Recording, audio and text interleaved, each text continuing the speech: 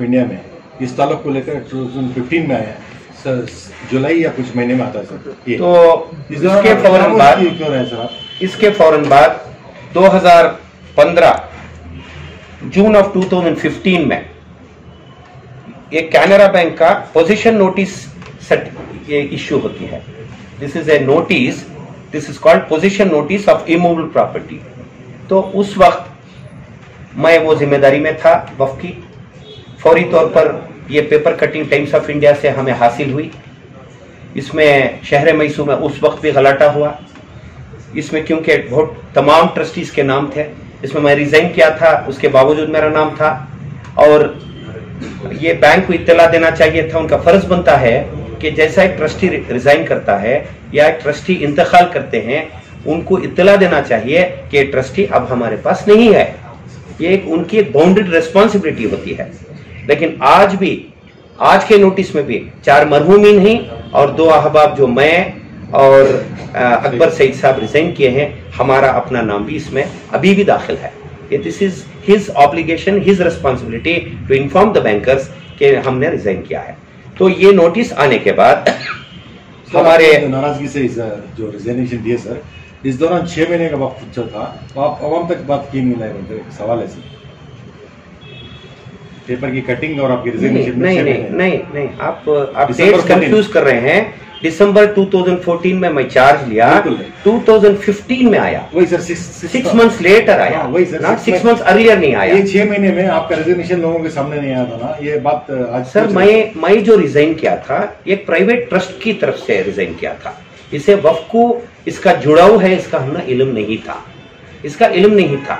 जब ये position notice जारी की गई बैंक से, उस वक्त हमें पता चला कि इसमें 2 प्रॉपर्टीज इसके कोलैटरल में हैं। तब तक आपको पता नहीं था। तो उस वक्त हमने फौरी तौर पर इसकी जिम्मेदारी संभाली। हमारे उस वक्त के ऑफिसर अब्दुल खलील साहब, तो उन्होंने फौरन स्टेट बोर्ड को इसकी इत्तला दी और इसकी कार्रवाई शुरू हुई। हम एक दिन भी रुके नहीं। आपको करस्पॉन्डेंस दिखाना है, वक्फ बोर्ड आइए कि हमने ये लेटर, ये नोटिस रिसीव करने के पेपर कटिंग आने के नेक्स्ट डे या उसके 2-4 दिन के अंदर स्टेट बोर्ड को हमने सारी जिम्मेदारी उधर सौंप दी। तो फौरी तौर पर वहां से खत्तो किताबा शुरू हुए कि ईएमटी आपने कैसा किया। इक्विटेबल मॉर्टगेज ऑफ टाइटल कहते हैं, जो ईदगाह मैदान इज ए लीज प्रॉपर्टी, वो वहां के किराएदार हैं। आप ये जान लेना चाहिए कि सिर्फ किराएदार हैं, और वो भी 100 रुपए के सालाना किराएदार हैं। तो ही शुड अंडरस्टैंड कि देयर वाज एन ऑब्लिगेशन, और ये वक्फ की जायदाद वो कोई हालत में नहीं दे सकते थे। दूसरी बात, उसका क्लैरिफिकेशन कल देते हैं, लेकिन बहुत सरासर गलत है। वो ये कह रहे हैं अपने पेपर पब्लिकेशन के जरिए, वो ये बोल रहे हैं कि बैंकर ने गलती से ले ली। अरे भाई, आप कैसा सिग्नेचर किया? You are the only person who signed the documents. आपने उसे मुहैया किया पेपर, वो लेकर आपका पेपर रख लिया। तो लीगल सिस्टम बैंक का फेल हुआ है, और आपने जो की है, आप गद्दारी की है वक्फ की जायदाद से। तो दूसरी प्रॉपर्टी, उदयगिरी की प्रॉपर्टी इन्होंने गिरवी में रखी। वो उदयगिरी की मेन रोड की प्रॉपर्टी है। वो प्रॉपर्टी का नंबर है site number A, situated on Mahadevapura extension main road, जो हम देख रहे हैं। तो ये property belongs to MUDA. It's a leasehold property. Again it is a CA site, civic community site. मुझे बड़े ताजुब और तशवीश की बात है, सोच में पड़ा हूं कि आखिर बैंक ने इस 2 प्रॉपर्टीज पर किस लिहाज से उसने उस हवाले से 42 करोड़ की जो हमारी प्रॉपर्टी है बोल रहे हो। तो दूसरी बात वो कह रहे हैं, पहली बात उन्होंने ईएमटी की ताल्लुक से कुछ क्लैरिफिकेशन देने की बात की है, बहुत सरासर गलत है। It's a very weak statement which he has passed. It does not suit his position. Second point, he is valuing a property which is not sellable. CA site है। तो मेरा सवाल सिंपल है कि CA साइट आप मूडा से NOC लिए थे क्या लोन देने से पहले? आप बोर्ड से, स्टेट बोर्ड से परमिशन लिए थे क्या?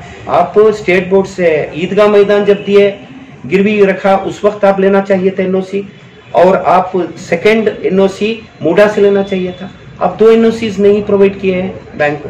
और सबसे हटकर एक अब अनखरीब में एक बात मालूम हुई अनकरीब में एक बात मालूम हुई कि इन्होंने बाकायदा एफिडेविट दी है बैंक को, जिसमें जेरॉक्स कॉपीज पर बैंक ने लोन दी, जेरॉक्स कॉपीज पर बैंक ने लोन दी है।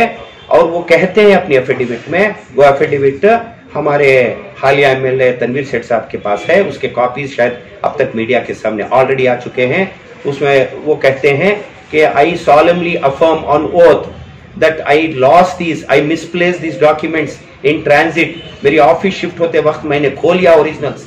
अरे आप कस्टोडियन है इदारे के, आप ओरिजिनल्स को अगर खोलें तो आने वाली नस्ल को उसके कागजात कैसा हासिल होंगे? पहली गलती। दूसरी गलती, जेरॉक्स कॉपीज पर बैंक लोन देता है, ये बड़ी अजीब गरीब बात है, पहली मर्तबा हमने कहां पर सुना। तो यहाँ एक बात साबित हुई। अच्छा, इसके फौरी बाद हमने ये नोटिस आने के फौरी बाद मुजीबुल्लाह जफारी साहब जो फॉर्मर सीईओ हैं, एक बहुत अपराइट ऑफिसर हैं, जो स्पेशल ऑफिसर आज कल वो काम करते हैं, रिटायर होने के बाद वक्फ बोर्ड में काम करते हैं, उन्हें कर्नाटका बोर्ड ऑफ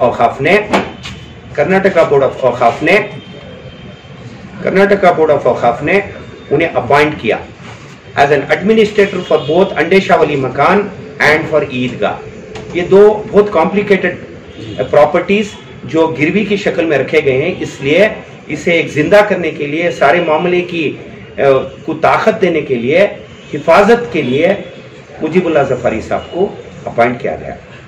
ताज मोहम्मद खान साहब वो अपॉइंटमेंट को डिस्प्यूट करते हैं। March of 2016 he disputes and he says अंडेशा वली मकान डज नॉट एग्जिस्ट। आप ये नहीं कर सकते, आप नहीं कर सकते, आप अपॉइंट ही नहीं कर सकते। सीज टू एग्जिस्ट कहते हैं। अल्लाह की अमानत कभी भी खत्म नहीं होती। ये ताज मोहम्मद खान साहब खुद जवाब देंगे, अल्लाह के सामने भी देंगे और कौम मिल्लत के सामने भी देंगे। मैं पूरे दावे के साथ कहता हूं कि इन्होंने जो कहा है सरासर गलत कहा है, तो उसे जिंदा करना जरूरी था। बाकायदा अंडेशा वली मकान एक बुजुर्ग की वहां पर एक मज़ार शरीफ थी। 1980 पर 86 पर 7 के फसादात में वो वहां पर जमीन कर दी गई और सेठ साहब कम्युनल फ्लेयर अप नहीं होना बोल के बड़े हिकमतन, अजीज सेठ साहब उस वक्त पर एक बड़े हिकमतन उन्होंने कारपोरेशन को वो जगह वापस देकर उसका एक कॉम्पनसेशन लिया। तो उसके एवज हमने डिमांड किया, हमें उन्हें एक नोटिस जारी की, क्योंकि सेठ साहब उनकी जिंदगी में ये एक बात कही थी कि 11 दुकान और उसकी लगी हुई जमीन मैं वक्फ कर रहा हूँ, अंडेशा वली मकान के नाम से वक्फ कर रहा हूँ। और इसे 2002 में फिर उसकी तायीद हुई और शबीर अहमद खान साहब चेयरमैन उस वक्त एक रिपोर्ट रवाना करते हैं स्टेट बोर्ड में। वो कॉपीज भी हमारे पास अवेलेबल हैं, जिसमें इस बात की वजाहत होती है कि the trust has to come forward and register. तो इसका मतलब ये हुआ, जैसा तनवीर सेठ साहब ने कहा, कि 2002 में ही उनके विल के मुताबिक, उनकी मर्जी के साथ, अजीज सेठ साहब की मर्जी के साथ वो वक्फ हो चुकी थी। ये बात सोचने की बात, ये गौर फिक्र करने की बात उस वक्त ही हो चुकी थी, because he had already willed away, already had made a point कि मैं वो दे रहा हूं। उन्होंने अपनी मर्जी जाहिर कर दी एज अ मुतवल्ली ऑफ अंडेशा वली मकान, और वो बाहयात थे। 2001 के बाद 2 के बाद पूरा उलट पलट हुआ।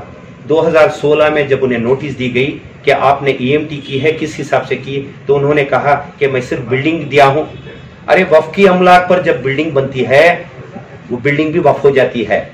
ये ताज मोहम्मद खान साहब को जानना चाहिए, मालूम होना चाहिए, क्योंकि यानी structure there on a waqf land becomes waqf by itself. तो ये सेठ साहब भी इसकी क्लैरिफिकेशन बाकायदा खुले अल्फाज में उन्हें सवाल डाले हैं। मैं भी यहाँ की मीडिया के जरिए मैं सवाल डालता हूँ।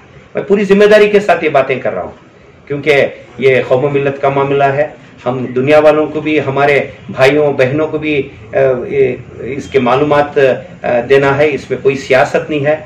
और हक हलाल हम वक्फ की हिफाजत और उसकी तरक्की और बहबूदी के लिए हम काम करने के लिए यहाँ पर जिम्मेदारी के साथ बैठे हैं। तो साथ ही साथ 2016 में ये एक नया मसला उठा कि अंडेशा वाली मकान किस लिहाज से एक्वायर किया जाए। ये बहुत इंटरेस्टिंग बात है। उस वक्त डॉक्टर रहमान खान साहब जो वक्फ के आर्किटेक्ट हैं, एक्ट 2013 के आर्किटेक्ट हैं, माशाल्लाह उनकी उनकी पहचान और पहुंच बहुत बड़ी ऊंची है।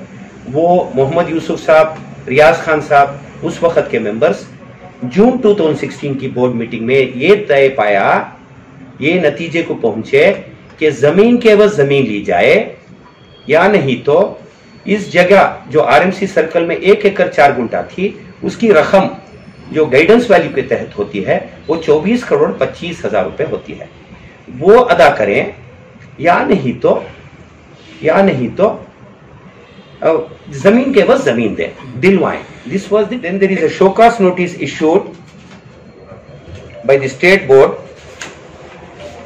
with regards to notice of recovery. This is dated 21/7/2016 by state board. ये हमें डिस्ट्रिक्ट बोर्ड का कोई रोल नहीं था, क्योंकि जो भी करस्पॉन्डेंसेस हो रहे थे स्टेट बोर्ड और रिफॉर्म मुस्लिमीन एजुकेशनल ट्रस्ट के दरमियान हो रहे थे। रेजोल्यूशन का हवाला दे रहे हैं, 98 का एक रेजोल्यूशन का हवाला दे रहे हैं, शोकास नोटिस का हवाला दे रहे हैं, और उसके बाद ये बात कह रहे हैं कि 24 करोड़ 25 हजार रुपए की वैल्यू का ये बाकायदा डिमांड नोटिस रेज किए हैं। तो इसके एवज ताज महमूद खान साहब अपनी जानिब से बड़े लापरवाही के साथ, बड़ी बेईमानी के साथ जवाब देते हैं कि वो वक्त मर गया है, उसे जिंदा क्यों करते हो 16-18 साल बाद। ये कहते हैं कि पुट इट ऑन रिकॉर्ड, अपने रिप्लाईज में उन्होंने ये कहा है आप स्टेट बोर्ड के रिकॉर्ड्स आरटी के जरिए ले लीजिए, आपको हर चीज वहां से आपको इल्म मिलेगा। तो उन्होंने ये डिमांड चीफ एग्जीक्यूटिव ऑफिसर ने भिजवाया और फॉर्म 40 के तहत, रूल सेक्शन 40 के तहत ये सुमोटो रजिस्ट्रेशन के फॉर्मेलिटीज को आगे बढ़ाया। ये जो सेक्शन 40 कहते हैं, सेक्शन 40 के powers vested only with CO, chief executive officer ही कर सकता है, कोई दूसरे लेवल का मुलाजिम एनैक्ट नहीं कर सकता, कैन नॉट एनफोर्स। तो उस लिहाज से उस वक्त तक जो सख्ती से कार्रवाई की गई थी, कैनरा बैंक की जो ईएमटी थी ईदगाह मैदान, वो अल्हम्दुलिल्लाह वक्फ बोर्ड अपने काविशों के जरिए, अपनी मेहनत के जरिए, यहाँ के मैसूर की रिपोर्ट के जरिए उन्होंने रिलीज कर दी। 2017 में बाकायदा EMT, इक्विटेबल मॉर्गेज ऑफ ईदगाह मैदान was released in favour of Waqf. It is a very clear statement. वो पहली जीत हुई वक्फ के लिए। दूसरा मामला आया अंडेशा वली का, बखिया रुका हुआ था। अंडेशा वली मकान 2016 से जो करस्पॉन्डेंस मैंने बताया, ये रिकवरी जो नोटिस ऑफ रिकवरी की बात कह रहा हूं, यहां से आगे बढ़ा और इसकी रकम भी इन्हें बताई गई। आज कल वो अपने पेपर में कहते हैं, पेपर स्टेटमेंट में कहते हैं कि 9,50,000 को ब्याज मिलाकर लिया जा रहा है। क्यों ताज महमूद खान साहब, ये कॉपी आपके पास नहीं है क्या? अवाम के पास है तो आपके पास नहीं है? आपने इसका जवाब भी दिया है, आप इसे कंटेस्ट किए हैं, आप डिस्प्यूट किया है। आप ये कहिए कि हमने गाइडेंस वैल्यू के तहत उसकी रकम फिक्स की है, that is called guidance value पे रकम फिक्स की गई है, कोई ना कुछ कारोबारी धंधा नहीं हुआ है। तो 9.5 लाख रुपए of 1988 has got converted to 24 crore. अगर कोई दूसरी आस्ती अगर लेते 9.5 लाख की, उस जमाने में 1988 में शायद 24 करोड़ की होती। That is the arithmetic, one should understand. ये मैं वहां के ऑफिस बेरर्स को भी ये समझाना चाहता हूँ, यहां से एक मैसेज देना चाहता हूँ, जॉइंट सेक्रेटरी साहब को भी, हमारे प्रोफेसर अखिल साहब को भी, डॉक्टर मुनीर साहब को भी, और खुसूसियत से हमारे ताज महमूद खान साहब को, कि ये तरीका अपनाया गया। और आप कौम मिल्लत के सामने अपने प्रेस स्टेटमेंट के जरिए आप कहते हैं कि ब्याज मिलाकर डिमांड किया जा रहा है, ये गैर कानूनी है। वफैक्ट इजाजत ही नहीं देता इंटरेस्ट चार्ज करने के लिए, आप क्यों वो कह रहे हो? ये नाइंसाफी की बात है, नादानी की बात है। मैं समझता हूँ आप एक बहुत अक्लमंद और बहुत समझदार इंसान हो, लेकिन you are running away from your responsibility. I am very sorry. आखिर में क्या कहना चाहिए? तो 2016 के बाद 2017 का साल आया। मोहसिन साहब उस वक्त के एडमिनिस्ट्रेटर थे। बोर्ड 2016 जून में खत्म हो गया, उनका टर्म खत्म हो गया। तो ये जो डिसीजन लिया गया था, मैं जैसा आपको बताया, डॉक्टर रहमान खान साहब, हमारे मोहम्मद यूसुफ साहब, रियाज खान साहब वगैरह की मौजूदगी में ये रेजोल्यूशन हुआ। और इसके बाद 2016 जून में सेठ साहब मिनिस्टर हुए और 2018 मई तक या इलेक्शन से पहले तक वो मिनिस्टर औकाफ के थे। तो उस दौरान सर बिस्मिल्लाहिर्रहमानिर्रहीम, तो आगे चलकर 2017 तक भी इन्हें नोटिस इशू है, लेकिन इनके जवाबात बहुत इनडिफरेंट रहे, अनटेनेबल रहे, बैड इन लॉ रहे और उन्होंने वफ़ को बहुत खस्ता नजरिया दिखाया, बहुत very unfortunate, because he never considers वफ़ as his mother. One should understand कि ये हमारी माँ है और वफ़ एक अजीम अल्लाह की अमानत है और बहुत अजीम है। ताज मोहम्मद खान साहब, और एक सवाल का जवाब मैं आपसे तलब करता हूं। जैसा सेठ साहब ने बताया कि कोई प्रॉपर्टी आपकी, जो भी इंस्टीट्यूशंस आप चला रहे हो, अजीज सेठ तो उनमें है 2 इंस्टीट्यूशंस आपकी, फिर बखिया यतीम खाना निस्वान की बिल्डिंग में है, गवर्नमेंट लैंड पर है और ईदगाह मैदान पर है। आपके सारे इंस्टीट्यूशंस आपके खुद की जमीन पर नहीं है, आपके पास जमीन ही नहीं है। You have not made any assets, you have not created any assets. This is very sad part. And secondly, ये जब EMT विड्रॉ हुई 2016-17 में, इन्होंने 4 एकड़ बेलवत ग्रामा की जमीन को फिर वो गिरवी किया। तो बैंक की आज की नोटिस के तहत अब 2 प्रॉपर्टीज अवेलेबल हैं। The Eidgah maidan stands released, I want to make it very clear. And second point, ये जो उदयगिरी की प्रॉपर्टी है और उसके साथ बेलवत ग्रामा की प्रॉपर्टी है। तो ये 2 प्रॉपर्टी। मैं जब कैनरा बैंक के टॉप ऑफिशियल से बात की वेरी रिसेंटली, लास्ट 2-3 मंथ से मैं बात कर रहा हूँ, ये एक नोटिस, सेल नोटिस आई मार्च में, किसी को इसका इल्म नहीं हुआ क्योंकि लॉकडाउन 27 तारीख को हो गया। अब 27 तारीख को ई ऑक्शन था, लेकिन 23 तारीख को ऑक्शन कैंसिल हो गया क्योंकि लॉकडाउन की वजह से। तो फौरी बाद मुझे उसकी नोटिस मिली, कॉपी मिली, मैं ले जाकर शौकत पाशा साहब, अखिल साहब, रियाज साहब के हवाले किया, सर ये देखिए, इस पर क्या गौर कीजिए। फिर जाकर ये लोग, यह अहबाब जाकर हमारे ताज मोहम्मद खान साहब के साथ मुलाकात करते हैं। करने के बाद वो बोलते हैं कि मुझे 1-2 माह का वक्त दो, मैं ये सारा मामला हल कर देता हूँ। तो आखिर में ये बात आई कि अब ये फिर दोबारा ई ऑक्शन के लिए रेडी हो चुकी है। अब इस वक्त पर 2018 में मैं एक बात की आपको इत्तला देना चाहता हूं कि 2018 जनवरी में बाकायदा ये अंडेशा वाली मकान जमीन के एवज सुओ मोटो जो इख्तियारात हैं, जो स्टेट बोर्ड को पावर्स हैं, उस पावर्स के तहत अंडर दोज पावर्स सीओ और एडमिनिस्ट्रेटर साहब के ऑर्डर्स पर बाकायदा suo motu registration, certificate of registration issue हो गया है और उसका भी डॉक्यूमेंट शायद सेठ साहब आपको अब तक बता चुके हैं। तो इस लिहाज से उदयगिरी की प्रॉपर्टी भी 47,916 square feet out of 82-84,000 square feet now belongs to अंडेशा वाली मकान। तो एज अकॉर्डिंगली फौरी तौर पर हमारे अफसरान बेंगलुरु के immediately they have sent in a letter to Canara Bank stating that on 3/11